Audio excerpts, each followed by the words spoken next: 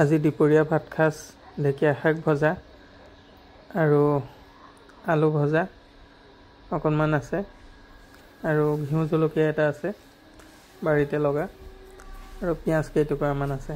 এনেধৰণে আজি দুপৰীয়া ভাতকেইটা খাম আৰু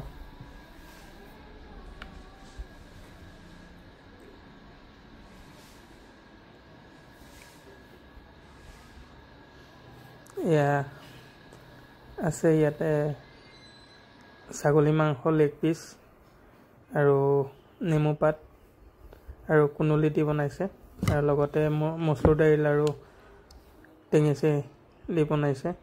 মচুৰ দাইল আৰু টেঙেচি শাক বনালে এই গৰমত বহুত ভাল লাগে খাবলৈ আৰু আপোনালোকেও এনেকৈ খাই পাইছে নাই নাজানো। মচুৰ দাইল আৰু টেঙেচি শাকৰ লগত বনাই খাই বহুত ভাল লাগে আৰু এনেধৰণে ছাগলী মাংস কেইটুকুৰামান হ'লে গ্ৰেভি টাইপত আৰু ভাল লাগে।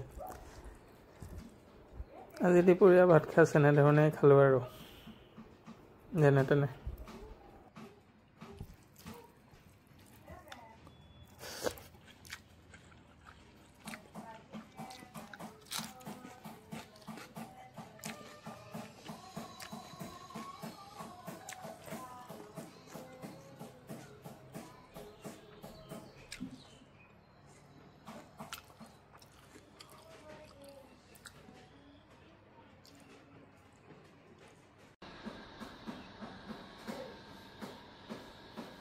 ঠিক আছে।